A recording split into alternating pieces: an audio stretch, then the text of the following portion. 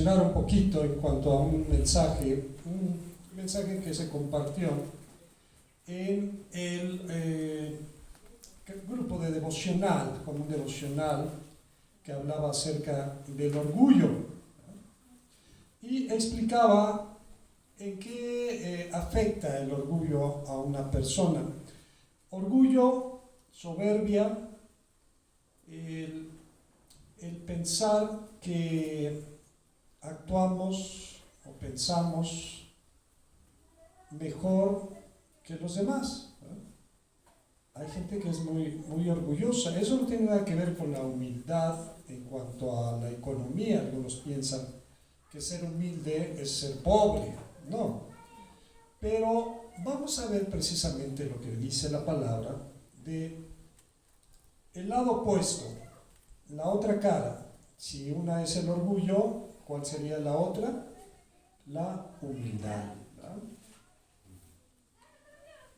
Dice en Proverbios capítulo 15,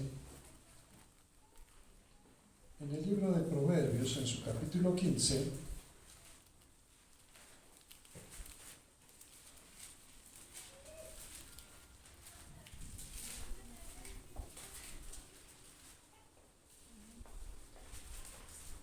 versículo 33, nos dice: el temor de Jehová es enseñanza ¿de qué?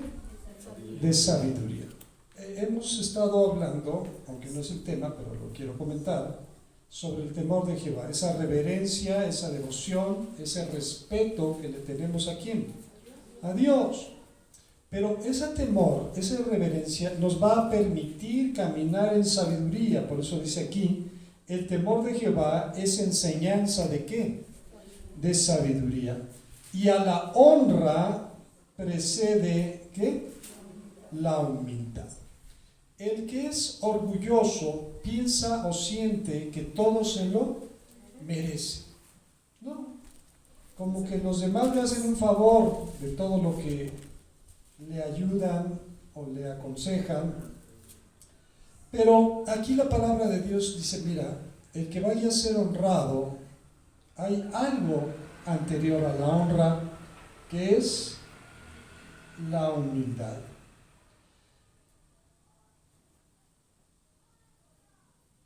Dice en el versículo, aquí mismo en el capítulo Proverbios, pero en el capítulo 16, en el versículo 19, dice: mejor es humillar el espíritu, ¿con quiénes? Con los humildes, que repartir despojos, ¿con quiénes? Con los soberbios, ¿verdad? Si te juntas con gente que es humilde, ¿verdad? Que es gente que pone los pies sobre la tierra, vas a aprender de ellos la humildad. Pero si tú te juntas con gente orgullosa, soberbia, ¿qué vas a aprender? Eso precisamente. Por eso dice aquí: es mejor, ¿verdad?, humillar el espíritu con los humildes que repartir despojos. Aquí mismo en Proverbios, el capítulo 29,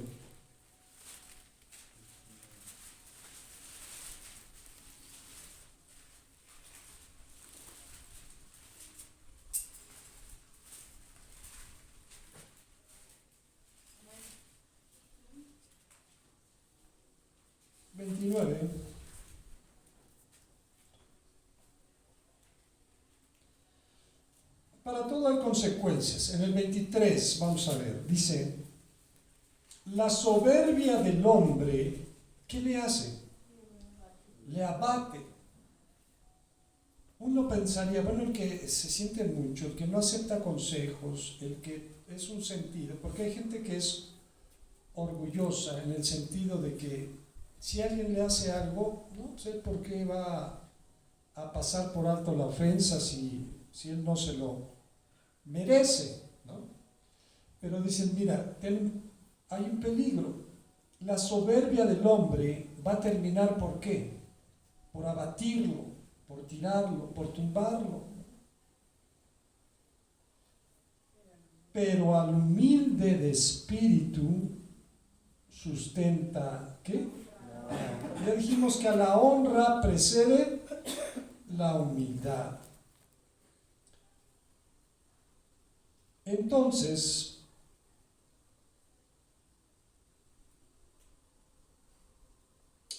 también en Isaías 29, vamos a ver que el orgullo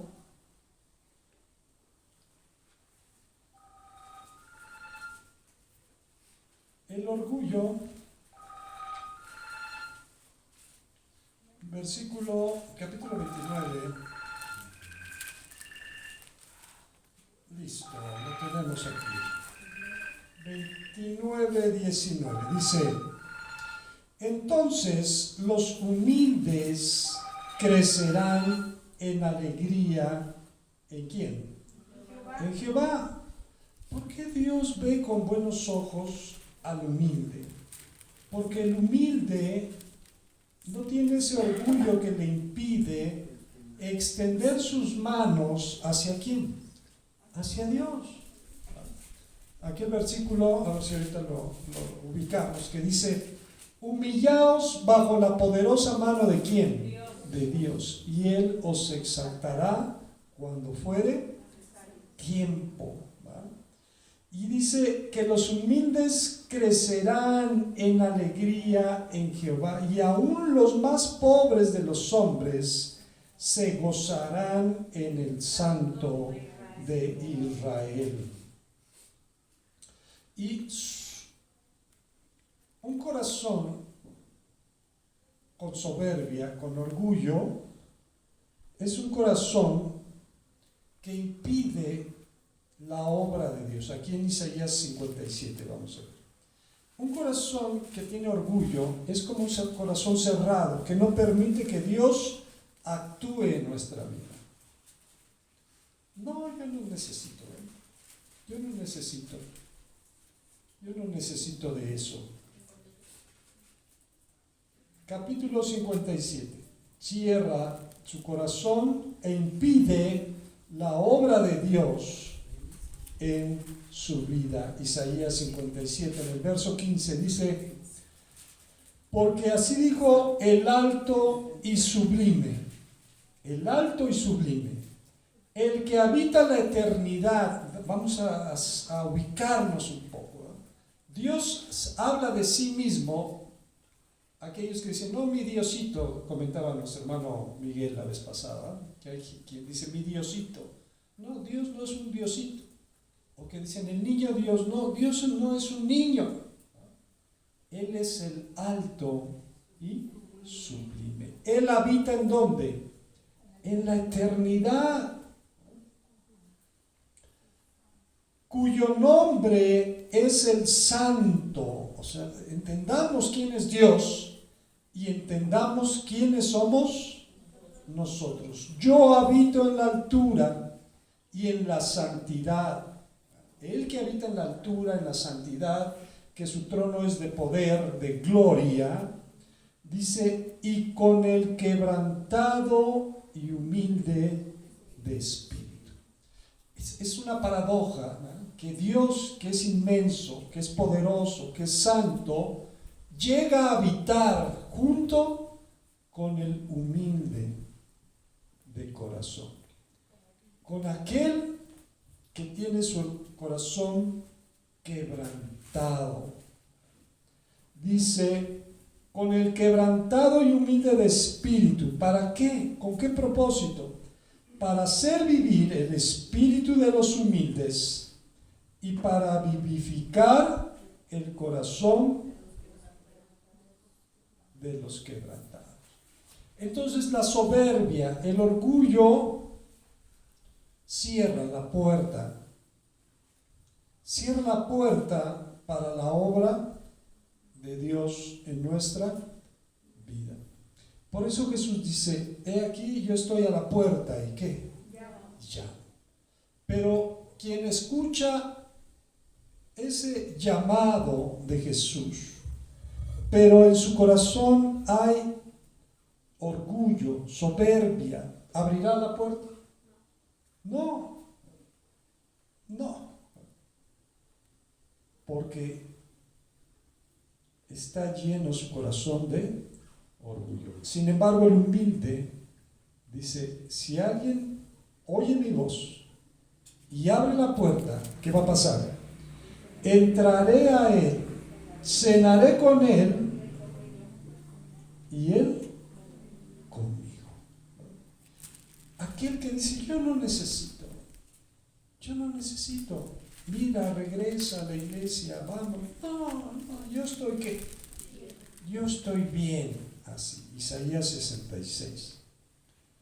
Cuidado, porque el quebrantamiento viene de repente. De repente. Fíjense nuevamente.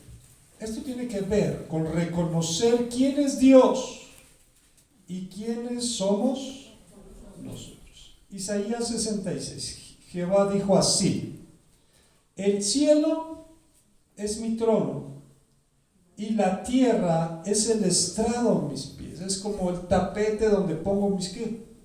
Mis pies.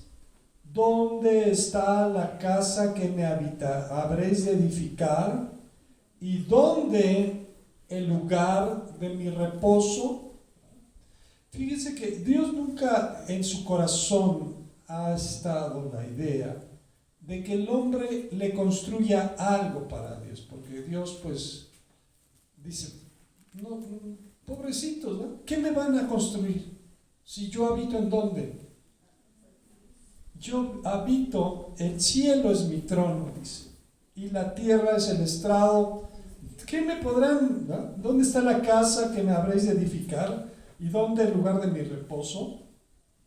Mi mano hizo todas estas cosas, así todas estas cosas fueron, o sea, todo lo que vemos. ¿Quieres hacer una casa a Dios con piedra? Pues Él hizo las ¿qué? Las piedras. Todo lo que vemos, todo lo que existe, ¿lo hizo quién? Lo hizo Dios. Dice Jehová, pero miraré, voy a poner mi atención a aquel que es pobre y humilde, ¿de qué? De espíritu, que tiembla, pero que tiembla ¿qué? A mi palabra. ¿Hemos temblado a la palabra del Señor? Hemos temblado a su palabra y le hemos dicho, Señor, eres grande, eres maravilloso. Tú que habitas la eternidad, te humillas a estar en medio de nosotros. Dice la palabra del Señor que Él habita en medio de las alabanzas de su pueblo. En Mateo capítulo 11,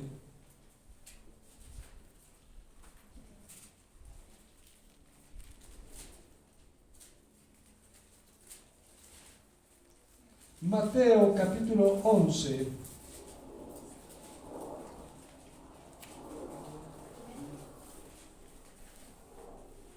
versículo 25 en adelante, ¿ya lo tenemos?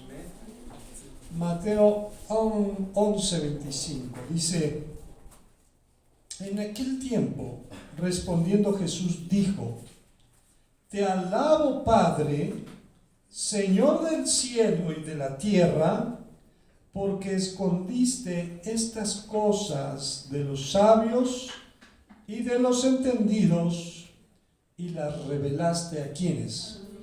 A los niños. Dice la Escritura que profesando ser sabios se hicieron ¿cómo? Hay gente que se siente muy sabia, muy entendida, no, esas cosas de Dios no. Pero Jesús se regocijó, se alegró y le dijo al Padre, Padre, escondiste esto de los sabios y se lo revelaste ¿a quién? A los niños. Sí, Padre, porque así te agradó. Nadie lo obligó, fue porque Él quiso hacerlo. Todas las cosas me fueron entregadas por mi Padre, y nadie conoce al Hijo sino el Padre, ni al Hijo, ni el Padre conoce a alguno sino el Hijo, y aquel a quien el Hijo quiera revelar. Venid a mí todos los que estáis trabajados y cargados, y yo os haré descansar. Pero tenemos que aprender algo. Llevad mi yugo sobre vosotros y aprended de mí. ¿Qué vamos a aprender del Señor Jesús? Que soy manso y humilde de corazón, y hallaréis descanso para vuestras almas, porque mi yugo es fácil y ligera mi carga. Entonces, en Efesios capítulo 4, ¿cómo ponemos en práctica este aprendizaje? Dice, aprended de mí, que soy como manso y humilde de corazón.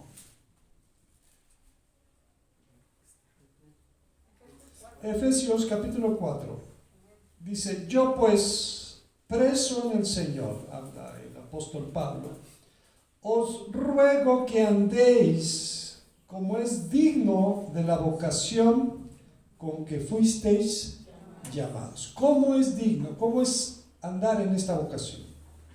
Con toda humildad y mansedumbre, ¿qué dice aquí? Soportándoos con paciencia los unos a los otros. ¿En qué vínculo? En el vínculo del amor. Hay quien ha pasado, ¿verdad?, por alguna circunstancia, que nosotros como hermanos, ¿verdad?, aunque nos reunimos y alabamos a Dios, ¿verdad?, pero a veces alguno viene con sus cosas, ¿verdad?, y a veces contestamos mal, o somos groseros, o hacemos cosas que hacen sentir mal a quienes, a los demás. Y si el otro hermano anda en orgullo, anda en soberbia también, ¿qué va a decir? No, yo ya no voy, ¿eh? Yo ya no voy porque ahí me hicieron, me dijeron. Dicen, no, tienes que andar como es digno de la vocación con la que fuimos, ¿qué? ¿Cómo? Con humildad, con soportándoos los unos a los otros, solícitos, prontos en guardar la unidad del espíritu en el vínculo de ¿qué? Porque hay quien es pleitista, y si el otro también se pone al pleito, pues se va a hacer una contienda ¿qué? Grande.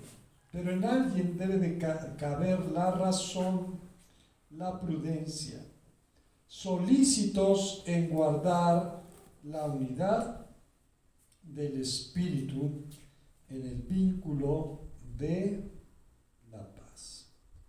En 1 de Pedro, capítulo 5,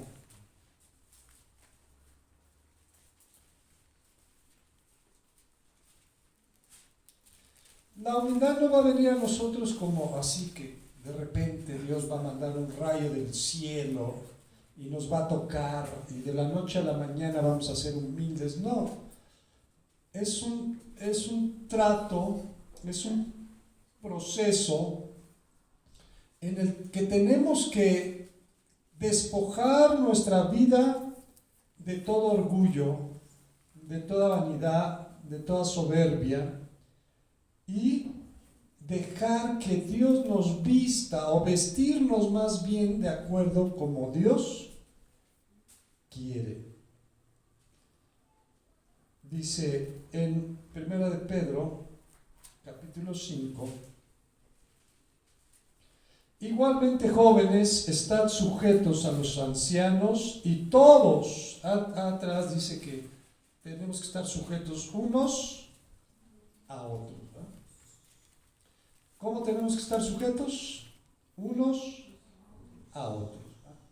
Igualmente, jóvenes, están sujetos a los ancianos y todos sumisos, unos revestidos ¿de qué? De humildad. Revestidos. Un revestimiento es algo que está dentro, pero que es necesario. Si usted en un sillón solamente tuviera la tela y la madera, ¿ese sillón sería cómodo? Le falta el revestimiento que lleva dentro del acoginado para que un sillón sea ¿qué? ¿Cómo? Bueno, el cristiano que no tiene humildad, pues algo le está faltando y no va a servir para lo que Dios quiere que sirva. Revestidos de humildad porque, y Dios resiste a los soberbios y da gracia a quienes, a los humildes. Humillaos pues. ¿Bajo quién nos tenemos que humillar? Bajo la poderosa mano de Dios, para que Él os exalte cuando fuere tiempo. ¿Amén? Pero queremos ser exaltados en cualquier momento. Tenemos que esperar ¿en quién? En Dios. Entonces, vamos a ver también en Romanos capítulo 12. Romanos capítulo 12.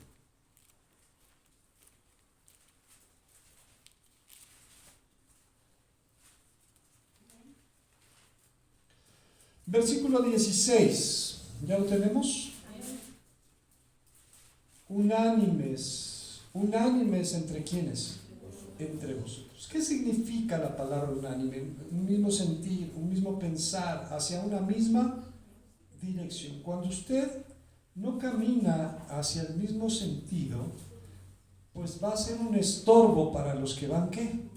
Caminando. Usted vaya en una calle, bueno, si usted va estos días, fuimos por allá al centro ayer, y pues nadie tiene que decirnos, pero más o menos uno entiende que en cualquier pasillo, el que va, si usted va derecho, pues tiene que hacerse hacia la ¿qué?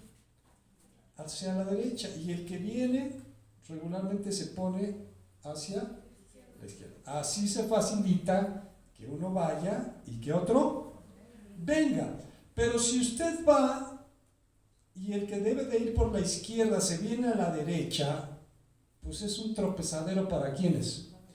Para todos, es un conflicto. Entonces, si no hubiera ese orden mental, sin que nadie nos tenga que estar diciendo, no, sabes que camínale por la derecha y no bloquees el paso, porque hay gente que quiere ver lo que vende y se para en medio del arroyo, ¿verdad? Es un estorbo para los que van y para quienes, y para los que vienen, ¿verdad? Unánimes, en un mismo sentir, en un mismo ¿qué? Vamos hacia un lado, hermanos, y si usted va en sentido contrario, pues no solamente va mal, sino es un estorbo para quienes, para los demás. Unánimes entre vosotros, pero aquí dice algo interesante. No altivos, altivos sinónimo de soberbio, de orgulloso, de vanidoso. No altivos, sino asociándoos ¿con quién? Con los humildes. Hay un dicho que dice bien. Dice, el que anda con lobos, ¿qué pasa? Aullarse en su... ¿Qué significa? Que si tú tienes contacto, si tú vas con gente, lo voy a poner en este contexto y en este entendimiento, si tú te juntas con gente orgullosa, con gente soberbia, con gente que no tiene temor de Dios, ¿qué vas a aprender? Pues esas cosas, ¿no? Esas cosas, porque también hay otro dicho que dice, el que duerme con niños, ¿qué pasa? Amanece mojado, ¿no?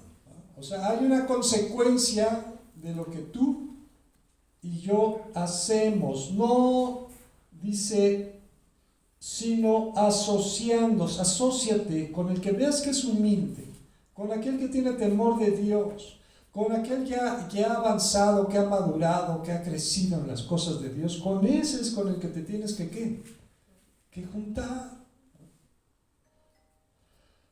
Y dice, para rematar en el versículo, no seáis sabios, ¿en qué? En vuestra propia opinión. Hay quien dice, no, yo ya me las sé todas, yo me sé la Biblia desde Génesis hasta Apocalipsis. Yo me la sé. No la aplica, pero se la ¿qué? Se la sabe. Eso es una soberbia. Eso es andar en orgullo. Asóciate con quién, con el humilde, porque Dios resiste a los soberbios. ¿Y qué hace? Y da gracia a los humildes. Dios resiste a los soberbios. Y fíjense que este pasaje no solamente lo toma el apóstol Pedro en su carta, sino que también el apóstol Santiago, vamos a ir a Santiago, lo menciona, dando a entender la importancia que tiene. Por eso el Señor nos lo repite en diferentes contextos. Vamos a ir a Santiago, capítulo 4.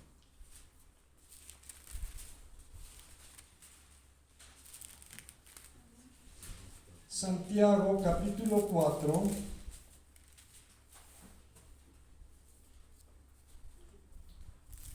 ¿Ya lo tenemos, hermanos?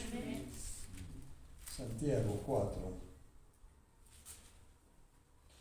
Dice,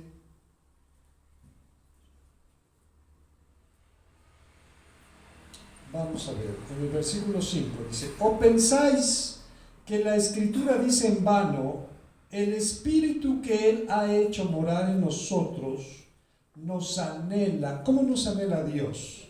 Celosamente. Dios no quiere que un día estés aquí y otro día andes por allá, que andes en las vanidades de tu mente, de tu corazón. Dios nos quiere para Él. ¿Cuántos dicen amén? Dios nos quiere para Él. Nos anhela celosamente.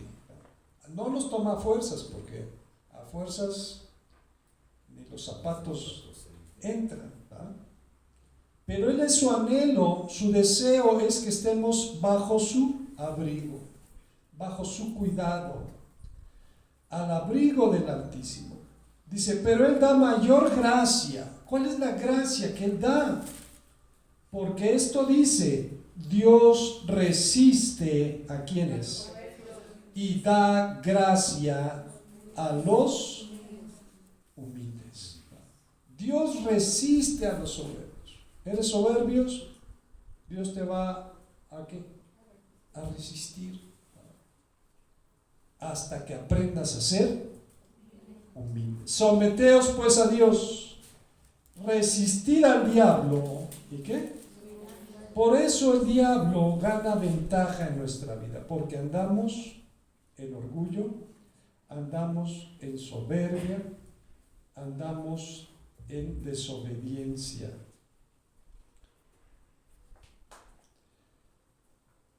Entonces, tenemos que aprender que en el Salmo 138 nos dice la Escritura,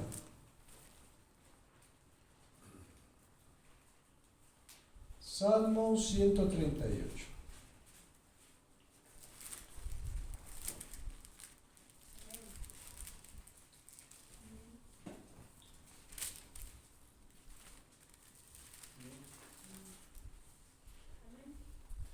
Ok, dice el Salmo 138, dice el verso 4, te alabarán, oh Jehová. ¿Quiénes van a alabar a Jehová? Todos los reyes de la tierra, porque han oído los dichos de tu boca, y cantarán de los caminos de Jehová, porque la gloria de Jehová, ¿cómo es la gloria de Jehová? Es grande, porque Jehová es excelso, pero dice que atiende ¿a quién? y atiende al humilde, mas al altivo.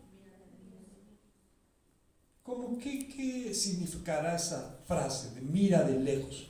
Quiere decir que no tiene atención, que no tiene cuidado en esa persona. Lo va a ver solamente, sí lo va a ver, pero lo va a ver ¿de qué? De lejos. Dice que Él es excelso, pero Él atiende ¿a quién? Al humilde. Si tú te humillas delante de Dios, vas, le pides perdón, te reconcilias con Dios, ¿será que Él te excluya, te saque de su presencia? No, Jesús mismo dijo, venid a mí todos los que estáis cansados y trabajados, y yo os haré descansar. Pero dice, pero hay que hacer algo. Aprended de mí, que soy manso y humilde de corazón. También Jesús dijo, miren, el Hijo del Hombre no ha venido a ser ¿qué? Servido, sino que ha venido a servir y a dar su vida en rescate por muchos. Entonces, hermanos, la humildad debe ser una de nuestras características, andar siempre con humildad. Con humildad y mansedumbre, para que Dios haga su obra perfecta en nuestra vida. Pablo decía, miren, yo sé tener mucho y tener poco. Sé vivir humildemente y sé tener abundancia. En todo y por todo he sido enseñado, todo lo puedo en Cristo que me fortalece. En Hechos capítulo 8,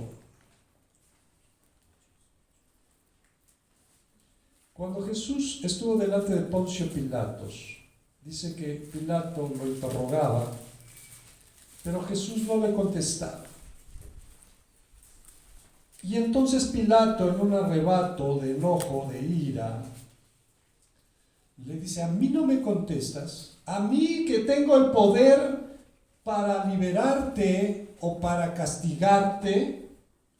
Y entonces Jesús dice, mire, ninguna autoridad tienes sobre mí si no te fuera dada ¿de dónde? De lo alto. Dice que cuando le dijo Pilato, entonces eres rey.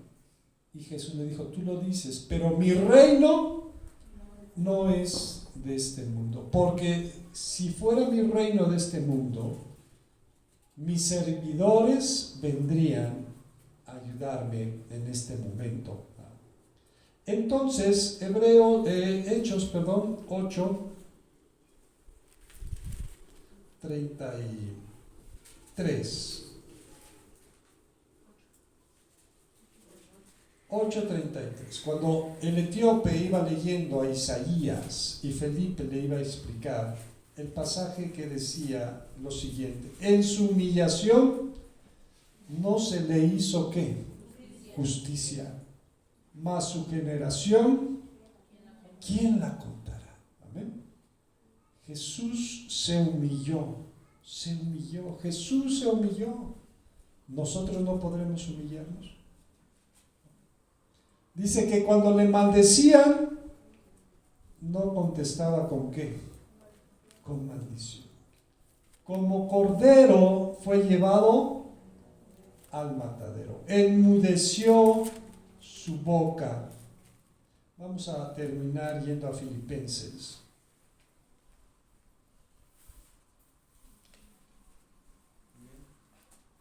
¿Por qué debemos andar en humildad? ¿Por qué debemos aprender a humillarnos? Dice aquí la escritura, Filipenses 2. Por tanto, si hay alguna consolación en Cristo, si algún consuelo de amor, si alguna comunión del Espíritu, si algún afecto entrañable, todo esto es lo que debe de haber en la iglesia del Señor. Amén. Consolación en Cristo, consuelo de amor, comunión del Espíritu, afecto entrañable, alguna misericordia, completad mi gozo. ¿Cómo? Sintiendo lo mismo, teniendo el mismo amor, porque no todos tenemos el mismo amor. Unánimes otra vez, sintiendo una misma cosa. Nada hagáis por contienda o por vanagloria. Antes bien, ¿con qué?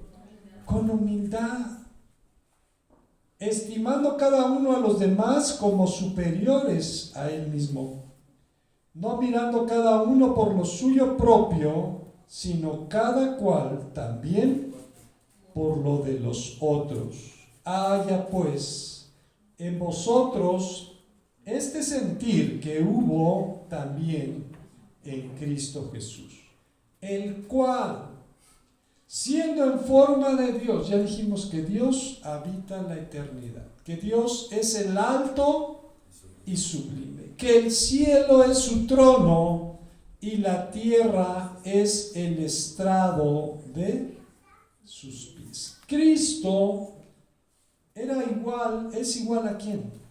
A Dios. No estimó el ser igual a Dios como cosa a qué aferrarse, como diciendo, ¿yo por qué voy a sufrir? ¿Yo por qué voy a ir a padecer? ¿Qué necesidad tenía Jesús de venir del cielo y nacer como señal de una virgen, pero en el lugar más humilde, en un pesebre, porque no se halló lugar en la posada para él? No estimó el ser igual a Dios como cosa a que aferrarse, sino que se despojó a sí mismo, tomando forma de siervo, hecho semejante a los hombres.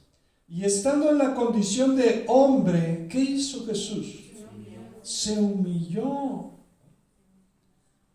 Se humilló a sí mismo. Tiene un dicho mi esposa Doris, a veces cuando platica con algunos hermanos, o con su familia también, porque a veces pues nos pega el asunto de que no, es que andan diciendo de nosotros esto, y andan diciendo lo otro, y dicen que somos así, que somos asado. Y ella dice, bueno, si de Jesús hablaron, que no hablen de quiénes. O sea, ¿qué podemos esperar nosotros? Jesús se humilló. Jesús se humilló. Dice que cuando le ofendían, no respondía de la misma manera. ¿Verdad? Se humilló a sí mismo, haciéndose obediente. ¿Hasta dónde? Hasta la muerte, y muerte de cruz, no cualquier tipo de muerte. Por lo cual, dice que a la honra precede ¿qué? La humildad. ¿Quieres recibir? ¿Quieres ser honrado por Dios? Tienes que aprender ¿a qué? A ser humilde, a humillarte. ¿Quieres ser grande? Dice, el grande es el que sirve ¿a quiénes? A los demás. Jesús se humilló, se despojó a sí mismo, haciéndose obediente ¿hasta dónde? Y muerte de cruz. Por lo cual Dios también lo exaltó ¿hasta dónde?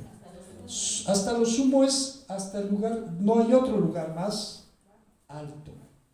Y le dio un nombre que es sobre todo nombre, para que en el nombre de Jesús se doble toda rodilla de los que están en los cielos y en la tierra. ¿Y dónde?